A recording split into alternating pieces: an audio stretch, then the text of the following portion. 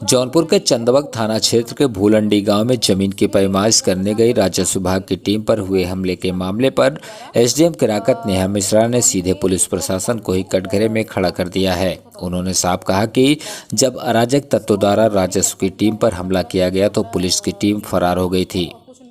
इस वारदात में नायब तहसीलदार की गाड़ी क्षतिग्रस्त हो गई। 2 लेखपाल समेत कई राजस्व की टीम के सदस्य घायल हो गए हैं। मामले में 12 लोगों के खिलाफ नामजद व 20 अज्ञात के खिलाफ मुकदमा दर्ज हुआ है, जिसमें 8 आरोपियों को गिरफ्तार किया गया है।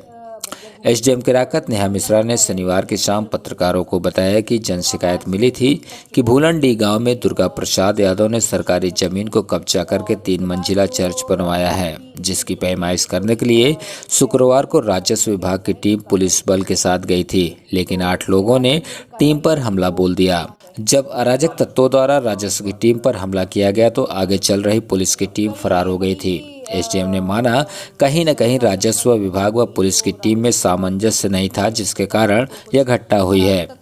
उन्होंने कहा कि आगे से ध्यान रखा जाएगा कि ऐसी वारदात न हो। एसडीएम ने बताया कि राजस्व की टीम, पुलिस फोर्स व पीएससी बल के साथ मौके पर पहुंचकर पैमाइश किया गया। जांच में दुर्गा प्रसाद यादव ने 36 एयर समाधि की भूमि, 53 एयर बंजर व 17 एयर ऊसर जमीन को कब्जा करके 3 मंजिला चर्च व अपना पक्का मकान बनवाया है। जो ग्राम भूलंडी है, पोस्ट चंदवक, थाना चंदवक में पड़ता है, उसमें दुर्गा प्रसाद यादव नाम के व्यक्ति के द्वारा ये सूचना मिली थी कि उनके द्वारा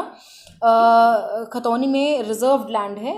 जो समाधि स्थल के नाम से खतौनी में दर्ज है, उसको उन्होंने कब्जा किया है, अपना पूरा चर्च वगैरह 3 मंजिला बनाकर, और कुछ उनका घर का भाग भी सरकारी ज़मीन पे आता है। इसी सूचना के बेसिस पर पुलिस और राजस्व की संयुक्त टीम पीएससी के साथ आज वहां पर गई थी और जांच में पाया गया कि 36 एयर के करीब उन्होंने समाधि स्थल की भूमि को कब्जा किया है, 53 एयर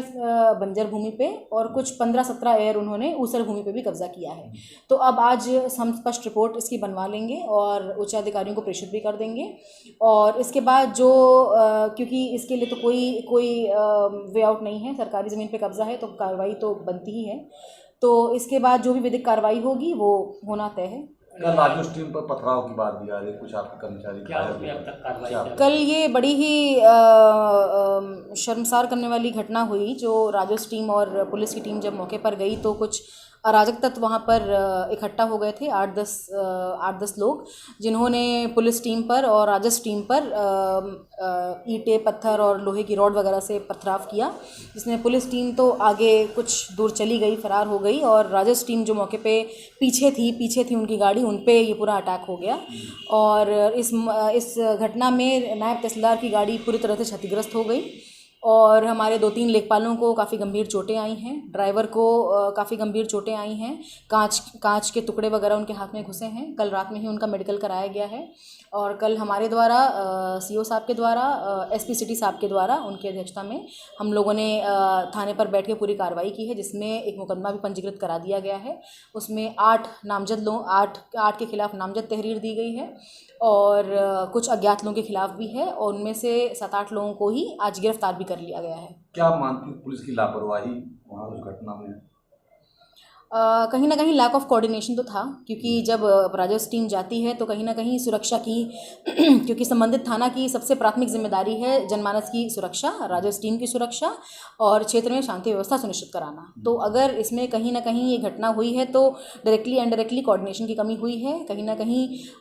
समस्या आई है, और इसको जो है हमको एक बिगर लेंस में देखना पड़ेगा, क्योंकि ऐसी घटना भविष्य में हो ये बहुत ही शर्मसार बात करने वाली बात है, क्योंकि राजस्व टीम और पुलिस टीम का एक स्थल से वापस आना बिना अपनी शासकीय दायित्वों को पूरा किए बिना, ये मेरी नज़र में बहुत अच्छा एग्जाम्पल नहीं है, और ये एग्जाम्पल अब दोबारा रिपीट ना हो, इसकी मैं अपनी तरफ से पूरा इंश्योर करूँगी कि अब दोबारा रिपीट ना हो।